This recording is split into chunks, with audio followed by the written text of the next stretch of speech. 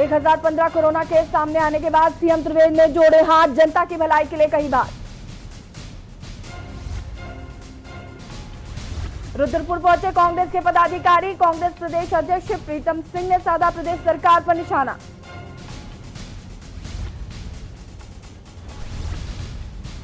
रुद्रप्रयाग में विकास भवन की सड़क का विकास कब? सड़क से रोज गुजरते हैं डीएम, मोटर मार्ग की जगह जगह उखड़ा है डामर। रुड़की में लगातार जारी है गुलदार का आतंक, गांव में भारी दहशत का माहौल, बकरी को बनाया अपना निवाला। चारधाम यात्रा पर लगातार पहुंच रहे श्रद्धालु, अब तक 11,000 श्रद्धालु कर चुके केदारनाथ, मदमहेश्वर व तुंगनाथ के दर्शन। लगातार दूसरे दिन मिला है कोरोना के 1,000 से ज्यादा संक्रमित मरीजों की संख्या 28,000 के पार। आप देख रहे हैं के न्यूज, खबरों का सारथी। नमस्कार, स्वागत है आपका बुलेटिन में। मैं हूं आपके साथ यशी शुक्ला और अब बात करेंगे केदारनाथ धाम में बड़ी ब्रह्म वाटिका। जिन ब्रह्म कमल के फूलों को केदारनाथ धाम में खिले देखकर प्रधानमंत्री नरेंद्र मोदी ने खुशी जाहिर की थी, अब केदारनाथ वन प्रभाग के द्वारा केदारनाथ धाम में एक बड़ी ब्रह्म वाटिका बनाने को लेकर कवायद शुरू कर दी गई है, जिसके तहत वन विभाग द्वारा केदारनाथ स्थित गुफा के पास ब्रह्म वाटिका के लिए भूमि भी चिन्हित की गई है। देखिए रिपोर्ट। केदारनाथ में बड़ी ब्रह्म वाटिका बनाने को लेकर कवायद, ब्रह्म वाटिका के लिए भूमि भी की गई चिन्हित। ब्रह्म वाटिका में रुद्राक्ष और भृंगराज के पौधे लगेंगे।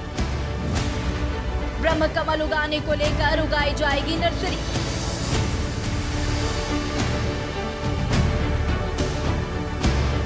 जिन ब्रह्म कमल के फूलों को केदारनाथ धाम में खिले देखकर प्रधानमंत्री नरेंद्र मोदी ने खुशी जाहिर की थी, अब केदारनाथ वन प्रभाग के द्वारा केदारनाथ धाम में एक बड़ी ब्रह्म वाटिका बनाने को लेकर कवायद शुरू कर दी गई है, जिसके तहत वन विभाग द्वारा केदारनाथ स्थित गुफा के पास ब्रह्म वाटिका के लिए भूमि भी चिन्हित की गई है, जिसमें ब्रह्म वाटिका तैयार करने के लिए ब्रह्म कमल के पौधों की नर्सरी तैयार की जाएगी, जिसके बाद तैयार पौधों का वाटिका में रोपण किया जाएगा। केदारनाथ वन प्रभाग के उप वन संरक्षक IFS अमित कंवर ने जानकारी देते हुए बताया कि केदारनाथ धाम में वन विभाग द्वारा ब्रह्म कमल उगाने को लेकर मोदी कुटी के पास 200 वर्ग मीटर क्षेत्र में ब्रह्म कमल के पौधे और वन तुलसी की नर्सरी तैयार की जाएगी। साथ ही 1 हेक्टेयर क्षेत्र में ब्रह्म वाटिका का निर्माण किया जाएगा, जिसके लिए भूमि चिन्हित कर ली गई है। नर्सरी से पौधों को लाकर वाटिका में रोपा जाएगा। केदारनाथ मंदिर के पास एक बड़ी ब्रह्म वाटिका होने से मंदिर में पूजा के लिए ब्रह्म कमल की आसानी से पूर्ति हो जाएगी। हमारे प्रभाग द्वारा केदारनाथ मंदिर के पास में एक ब्रह्म कमल वाटिका का निर्माण किया जा रहा है, जिसके अंतर्गत एक 200 स्क्वायर मीटर एरिया में नर्सरी निर्माण किया जाएगा और 3 प्लॉट्स हमने आइडेंटिफाई किए हैं 1-1 हेक्टेयर एरिया के, जिसमें जो है नर्सरी में ब्रह्म कमल को रेस करके उन प्लॉट्स पे जो है वो ट्रांसप्लांट किया जाएगा, जिससे आने वाले वर्षों में केदारनाथ में ब्रह्म कमल जो मंदिर में चढ़ावे के रूप में चढ़ता है तो उसकी पूर्ति भी उससे हो जाएगी। बता दें कि ब्रह्म कमल का फूल 10,000 फीट की ऊंचाई से ऊपरी क्षेत्रों में खिलता है। केदारनाथ धाम में ब्रह्म कमल केदारनाथ मंदिर से करीब 6 से 7 किलोमीटर की दूरी पर खिलते हैं। हालांकि पूर्व में उत्तराखंड पुलिस द्वारा केदारनाथ धाम में एक छोटी ब्रह्म वाटिका भी तैयार की गई थी और वाटिका में फूल भी खिले थे, लेकिन अब केदारनाथ वन प्रभाग के द्वारा धाम में एक बड़ी ब्रह्म वाटिका तैयार करने के लिए तैयारियों को अंतिम रूप दे दिया गया है, जिसको लेकर केदारनाथ धाम में वन चौकी भी स्थापित कर दी गई है। डेस्क रिपोर्ट के न्यूज इंडिया। और अब आपको बताएंगे संतोपंथ सरोवर का खास महत्व। बद्रीनाथ धाम के बाद नैनीताल के सतोपंथ ताल आजकल योग साधना और आध्यात्मिक शांति का केंद्र बना हुआ है, जहां सुहावने मौसम के साथ तिकोने सतोपंथ ताल की प्राकृतिक सुंदरता पर 4 चांद लगा रही है। उत्तराखंड राज्य की एकमात्र उच्च हिमालयी तिकोनी झील ही सतोपंथ ताल में है। देखिए रिपोर्ट। चमोली में सतोपंथ सरोवर का खास महत्व, योग साधना और आध्यात्मिक शांति का केंद्र सतोपंथ ताल। सतोपंथ पहुंचकर मिलती है मानसिक शांति। सतोपंथ ताल की प्राकृतिक सुंदरता में 4 चांद। देवभूमि में उच्च हिमालयी तिकोनी झील सतोपंथ ताल।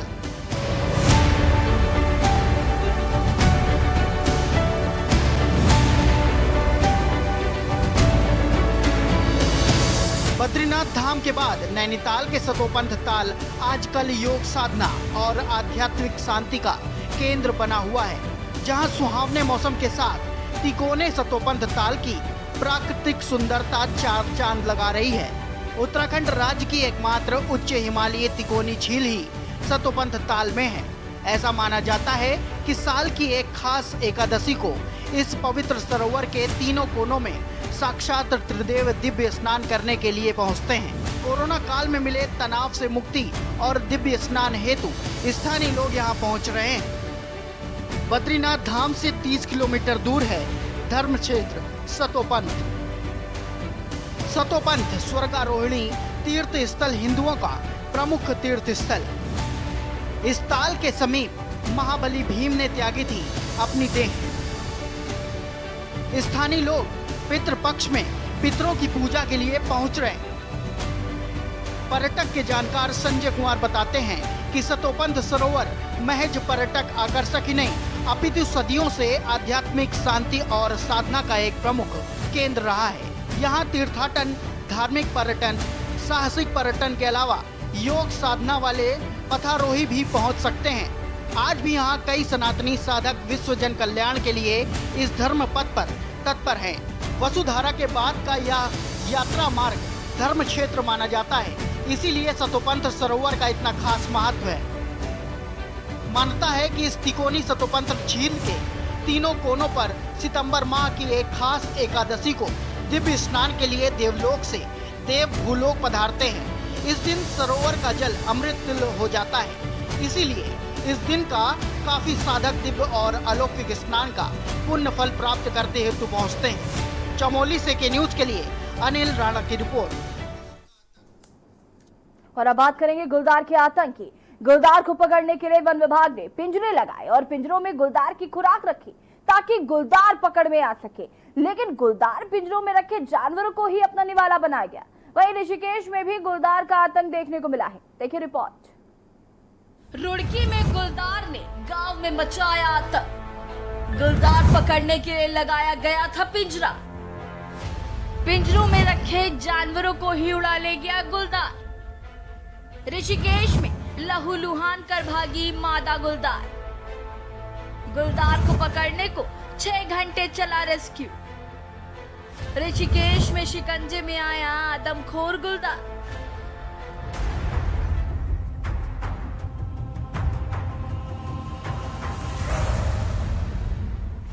गुलदार को पकड़ने के लिए वन विभाग ने पिंजरे लगाए और पिंजरों में गुलदार की खुराक रखी ताकि गुलदार पकड़ में आ सके, लेकिन गुलदार पिंजरों में रखे जानवरों को ही अपना निवाला बना गया। ये हाल है भगवानपुर क्षेत्र के गांव की शहीदपुर में। यहाँ ग्रामीण रात की नींद तो भूल ही गए हैं, साथ ही दिन का सुकून भी गवा बैठे हैं। ग्रामीणों के मुताबिक गुलदार कई बार घनी आबादी में देखा जा चुका है। रात को ग्रामीणों के घर की छतों पर भी गुलदार को देखा गया। ऐसे में ग्रामीण दहशत के साए में जिंदगी गुजारने को मजबूर हैं। ग्रामीणों ने बताया कि वन विभाग पिछले 2 महीने से गुलदार को पकड़ने का प्रयास कर रहा है, लेकिन अभी तक कामयाबी नहीं मिल पाई। आपको बता दें कि भगवानपुर क्षेत्र के गी शहीदपुर गांव में पिछले 2 महीने से गुलदार के आतंक से ग्रामीणों में दहशत का माहौल बना हुआ है। गांव में गुलदार और उसके 2 शावक देखे जाने के बाद ग्रामीणों ने वन विभाग से गुलदार को पकड़ने की मांग की थी, लेकिन वन विभाग आज तक गुलदार को पकड़ नहीं पाया। जबकि गांव के आसपास लगे 2 पिंजरों से गुलदार बकरी और कुत्ते को भी अपना निवाला बना चुका है। वहीं ग्रामीणों को कई बार दिन में भी गुलदार दिखाई देता है और हमले का प्रयास भी कर चुका है। ग्रामीणों का कहना है कि गुलदार को पकड़ने के लिए जनरली हम पिंजरे का उपयोग करते हैं। तो पिंजरा यहाँ पर लगा दिया गया है, तो लगातार शाम की गश्त भी की जा रही है और इस गश्त की और इस पिंजरा लगाने की सूचना लगातार उच्च अधिकारी को भी दी जा रही है। जैसा वहाँ पे हमें निर्देश मिल रहे हैं उसी हिसाब से यहाँ कार्य हो रहा है। और गुलदार को पकड़ने के लिए क्योंकि जनरली हम पिंजरे से ही उसको पकड़ने का प्रयास करते हैं, तो वो हमने पहले से इंस्टॉल किया हुआ है। ये है कि 2 महीने से लगातार गुलदार गांव में आ रहा है और गुलदार का दहशत इतनी बैठी हुई है कि किसान भी परेशान है, हम ग्रामीण परेशान है, बहुत परेशान है। गुलदार यहीं बराबर वाले रास्ते के बराबर में बैठा हुआ रहता है, रोज मिलता है। अच्छा, इतना हम उन्हें वन विभाग वालों को फोन करते हैं, वे आते रहते हैं, आने में घंटा भर लग जाता है, गुलदार वापस हो जाता है। वहीं ऋषिकेश की IDPL कॉलोनी में बृहस्पतिवार को एक मादा गुलदार ने कोहराम मचा दिया। गुलदार ने एक महिला और युवक पर हमला कर लहूलुहान कर दिया। करीब 6 घंटे के रेस्क्यू के बाद गुलदार को ट्रैंकुलाइज कर पकड़ा गया। बता दें कि गुलदार की खबर जैसे ही क्षेत्र में लगी तो उसे देखने के लिए लोगों का हुजूम उमड़ पड़ा। कई लोग तो करीब 6 घंटे तक चले रेस्क्यू को देखने के लिए डटे रहे। कई बार तो पुलिस व वन विभाग को भीड़ को संभालना भी पड़ा। तकरीबन 5:30-6 बजे की घटना है ये, जिसमें कि खबर आई थी कि एक गुलदार यहाँ पे IDPL का जो ये रहायशी इलाका है, जहाँ पे कुछ पुरानी बिल्डिंग्स भी हैं और कुछ इनकी कॉलोनी में लोग रहते भी हैं, तो यहाँ पे गुलदार आ गया है। और साथ में भी खबर आई थी कि इसने गुलदार ने एक लेडी को भी घायल किया, 2 बच्चों को घायल किया और एक कोई पुरुष थे उनको घायल किया। तो टीम हमने तुरंत मौके भेज दी थी। पहले मौके का जायज़ा लिया गया कि कैसे कहाँ पे है, लोकेशन क्या है, ताकि स्ट्रेटेजी बनाई जा सके। और इस बीच में पहले तो बता रहे हैं कि गुलदार शायद ये बाहर कहीं झाड़ी में छुप गया था, पर थोड़ा सा इंटरवेंशन करने पर गुलदार को एक सक्सेसफुल एक जो यहाँ पे पुराना सा खंडर सा एक मकान था, उसमें अंदर जो है उसको कैद किया गया। और फिर वहाँ पे उसका सक्सेसफुली जो हमारी जो डॉक्टर्स की टीम आई हुई थी, उन्होंने ट्रैंकुलाइज करके अब इसको फिर हम लोग जो है जंगल में छोड़ना है या आगे जो भी रहेगा इसका एक बार ट्रीटमेंट कर लेते हैं, इसको देख लेते हैं कि क्या इसमें कोई इश्यूज तो नहीं है। तो अकॉर्डिंगली फिर आगे इसको छोड़ना है या उसको जू में रखना है या रेस्क्यू सेंटर में लेके जाना है, उसका आगे भी फिर विचार किया जाएगा। IDPL के प्रबंधक गंगाराम अग्रहरी भी मौके पर पहुंच गए थे। पकड़ने के बाद प्रभागी वनाधिकारी राजीव धीमान ने बताया कि पकड़ी गई मादा गुलदार करीब 2 वर्ष की है और उसकी जांच की जाएगी। उसके बाद ही गुलदार को छोड़ने की कार्रवाई की जाएगी। स्पेशल डेस्क के न्यूज इंडिया।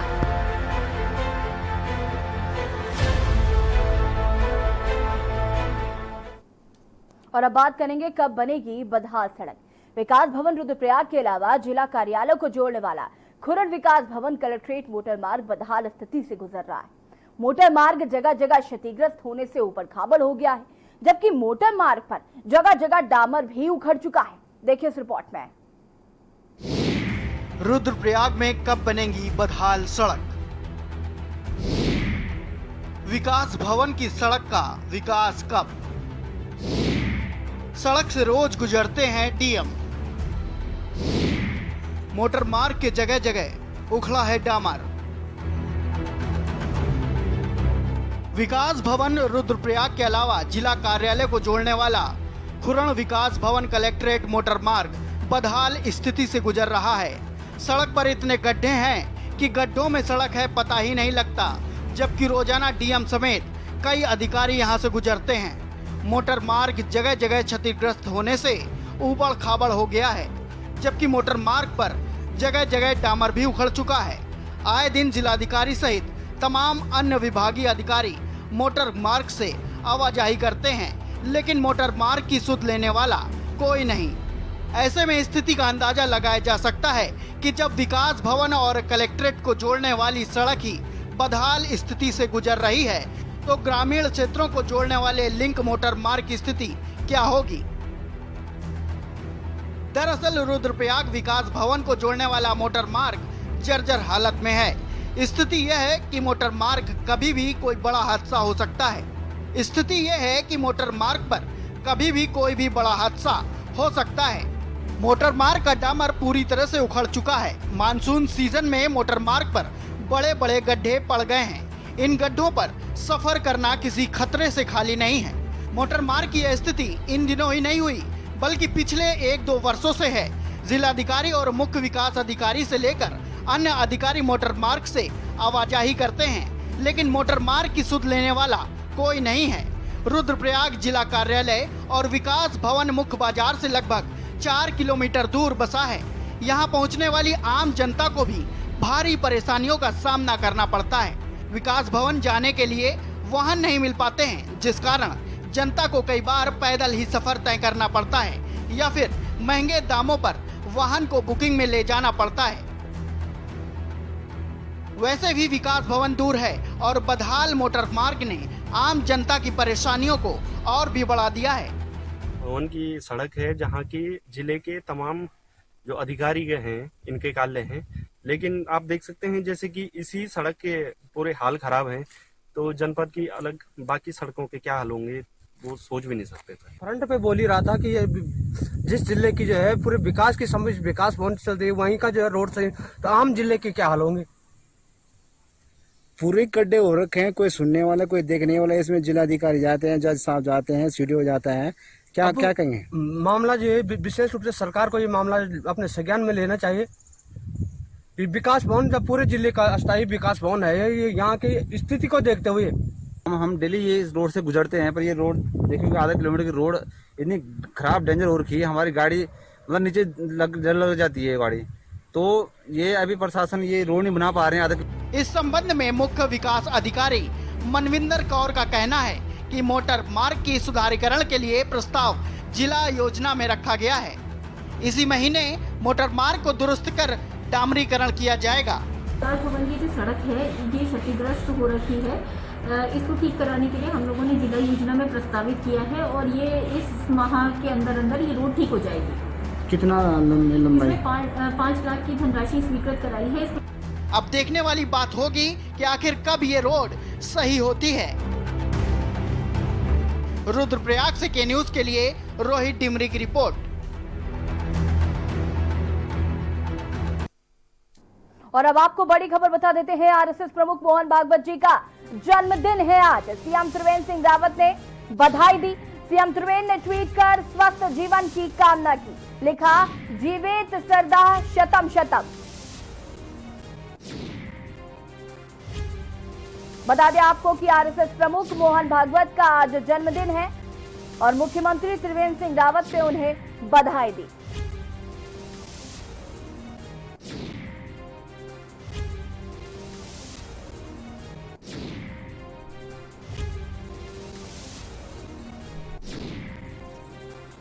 और ग्राफिक्स के जरिए आपको दिखाते हैं कि त्रिवेंद्र सिंह रावत ने ट्वीट करके क्या कुछ कहा। जीवित शरदा शतम शतम। राष्ट्र एवं समाज सेवा के लिए समर्पित विश्व के सबसे बड़े संगठन राष्ट्रीय स्वयंसेवक संघ के सरसंघ चालक परम आदरणीय श्री मोहन भागवत जी को जन्मदिन की हार्दिक बधाई और शुभकामनाएं। भगवान बद्री विशाल व बाबा केदार से आपके दीर्घ और स्वस्थ जीवन की कामना करता हूं। मुख्यमंत्री त्रिवेंद्र सिंह रावत, उत्तराखंड। बता दें आपको कि आरएसएस प्रमुख मोहन भागवत का आज जन्मदिन है। उसको लेकर मुख्यमंत्री त्रिवेंद्र सिंह रावत ने बधाई दी। लिखा, जीवेत शरदा शतम शतम। राष्ट्र एवं समाज सेवा के लिए समर्पित विश्व के सबसे बड़े संगठन राष्ट्रीय स्वयंसेवक संघ के सरसंघ चालक परम आदरणीय श्री मोहन भागवत जी को जन्मदिन की हार्दिक बधाई और शुभकामनाएं। भगवान बद्री विशाल व बाबा केदार से आपके दीर्घ और स्वस्थ जीवन की कामना करता हूं।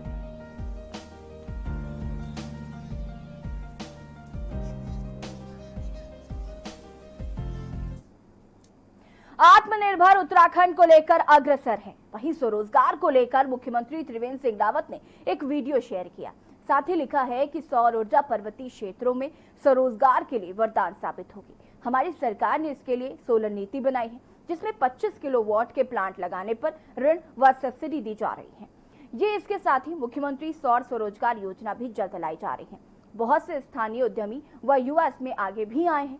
मैं श्री धीरेन्द्र सिंह रावत जी को बधाई देना चाहूंगा, जिन्होंने पौड़ी जिले में सोलर प्लांट स्थापित कर एक उदाहरण तो प्रस्तुत किया ही है, साथ ही अन्य युवाओं को प्रशिक्षण आदि देकर उन्हें प्रेरित भी कर रहे हैं।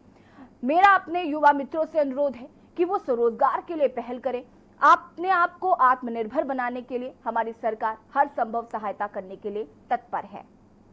प्रदेश सरकार जो इस समय युवाओं को ले पलायन रोकने के लिए जो कदम उठा रही है सोलर के, उसमें सोलर फील्ड युवाओं को रोजगार से जोड़ने के लिए एक बहुत अच्छी मुहिम है और आगे भी रहेगी। सोलर पहाड़ के लिए एक वरदान साबित है पलायन रोकने के लिए। हमारी सरकार इस पे काम कर रही है। एक अच्छा लगा हमें कि सरकार काम कर रही है इस पे, क्योंकि आज तक इतनी जागरूकता नहीं थी सोलर के बारे में। अब काफी जागरूक हो चुके हैं लोग और काफी लोग इस फील्ड में आना चाहते हैं। तो हम चाहते हैं कि सरकार इस पे ज्यादा से ज्यादा ध्यान दे, युवाओं को जो है इसके आगे वो दे। हम भी यहाँ पे एक कैंप लगा रहे हैं और उसमें हम युवाओं को इसका प्रशिक्षण दे रहे हैं। अभी हमने 14 लोग तैयार करे हैं, जिनके 14 लोगों की टीम बिल्कुल यहाँ से बनाई है, जो लड़के बेरोजगार लड़के थे और इस फील्ड में काम कर रहे हैं और इंजीनियरिंग से लेके सिविल से लेके सारा काम करने को एक्सपर्ट हो गए हैं। हम चाहते हैं कि और भी इसमें आगे आए और सरकार जो इस समय मौका दे रही है, इस मौके का फायदा उठाया जाए। अगर पहाड़ का लड़का, पहाड़ के बच्चे का इसका फायदा उठा सकते हैं, इस समय मौका है उनके लिए, आगे आए और एक सोलर फील्ड में इसको अपने पहाड़ का पलायन रोके और पहाड़ के हित में सोचे। सोलर प्लांट लगाने का एक और फायदा है पहाड़ पे कि जो पानी के जल स्रोत है जो सूख चुके थे वो डेवलप हो रहे हैं।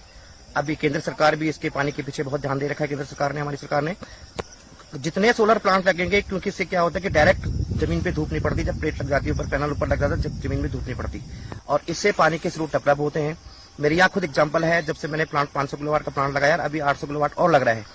तो हम एक स्रोत तो पहले डेवलप कर चुके हैं, एक स्रोत और डेवलप होने वाला है। तो पहाड़ों पे जो पानी की समस्या है वो काफी हद तक सोलर प्लांटों से हल हो सकती है।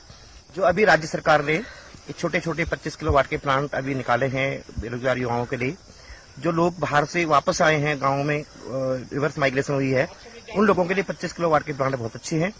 वो लोग मेहनत करेंगे तो यहाँ पे बहुत कुछ उस प्लांट में हो सकता है। हम भी उन लोगों की सहायता करेंगे जो लोग आना चाहते हैं इसमें। सरकार की बहुत अच्छी मुहिम है, सरकार इसमें सहायता कर रही है, सरकार इसकी लोन गारंटी भी दे रही है, सरकार इसमें सब्सिडी भी दे रही है, एमएसएमई के थ्रू ये प्लांट लग रहे हैं। तो युवाओं के लिए ये रोजगार का बहुत अच्छा मौका है, पलायन रोकने का बहुत अच्छा मौका है। इसमें रोजगार को एक प्रोत्साहन मिलेगा। बाजपुर में उस वक्त एक बड़ा हादसा होने से बच गया जब एक अनियंत्रित ट्रक ने सड़क किनारे खड़ी अग्निशमन विभाग की गाड़ी को टक्कर मार दी। ट्रक की टक्कर इतनी जबरदस्त हुई कि अग्निशमन की गाड़ी कोतवाली के बाहर खड़ी पुलिस की जीप से टकरा गई। वहीं पुलिस ने ट्रक चालक को हिरासत में ले लिया है। बता दें कि बाजपुर कोतवाली के सामने अग्निशमन विभाग की गाड़ी खड़ी हुई थी कि अचानक पंजाब से मुर्गी दाना लेकर आ रहा ट्रक अनियंत्रित होकर पानी से भरी अग्निशमन की गाड़ी से टकरा गया, जिससे अग्निशमन की गाड़ी कोतवाली के सामने खड़ी पुलिस की जीप से टकरा गई। गनीमत रही कि कोई भी व्यक्ति घटना के समय अग्निशमन की गाड़ी और पुलिस जीप में मौजूद नहीं था।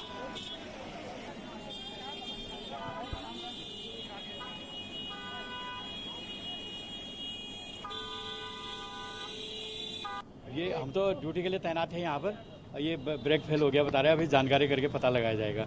हमारी गाड़ी का तो नुकसान कर दिया इसने, अभी कहीं आग लगेगी तो हम दूसरी गाड़ी मंगा नहीं सकते अभी इतनी जल्दी, या तो रुद्रपुर से आएगी या काशीपुर से आएगी, तब तो यहाँ पर काफ़ी जनहानि हो जाएगी।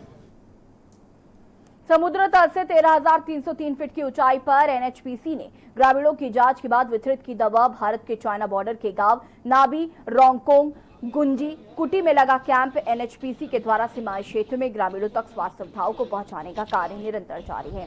अभी तक दारमा, ब्यास, चौदास वैली के 3,000 से अधिक ग्रामीणों को स्वास्थ्य सुविधाओं का लाभ दे चुकी है। एनएचपीसी धारचूला व्यास वैली में स्थित भारत के अंतिम गांव कुटी में 13,303 फीट की ऊंचाई पर भी मेडिकल कैंप लगाकर 1,000 लोगों को जांच के बाद दवा वितरित की। एनएचपीसी के वरिष्ठ महाप्रबंधक विश्वजीत बासु ने कहा कि एनएचपीसी के द्वारा सीमांत क्षेत्र में कोरोना संक्रमण के कारण जारी लॉकडाउन समय से ही ग्रामीणों को स्वास्थ्य संबंधित सुविधा प्रदान करने के लिए जारी मुहिम अनलॉक में भी सुचारू रूप से चल रही है, जिसमें अभी तक 3,000 से ज्यादा लोगों को स्वास्थ्य लाभ दिया गया है। और इसी क्रम में भारत के अंतिम गांव कुटी तक भी एनएचपीसी के द्वारा स्वास्थ्य सुविधाएं पहुंचाई गई हैं। धारचूला के उप जिलाधिकारी अनिल कुमार शुक्ला ने बताया कि ब्यास वैली के जनप्रतिनिधियों के द्वारा सीमांत में मेडिकल कैंप लगाने का आग्रह किया गया है।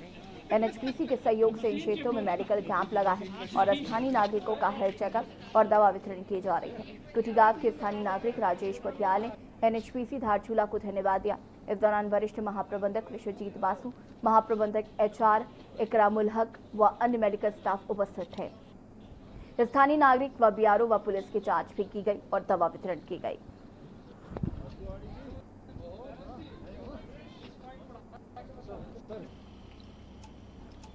नहीं लिया जाता जी, तो लेने के लेट हो जाएगा।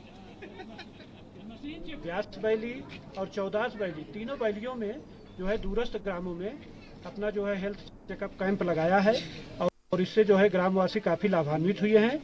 उनके द्वारा जो है प्रशंसा भी की गई है, हमारे पास उसका फीडबैक आया है, काफ़ी लाभान्वित हुए हैं। इस तरीके से एनएचपीसी के सहयोग की हम सराहना करते हैं।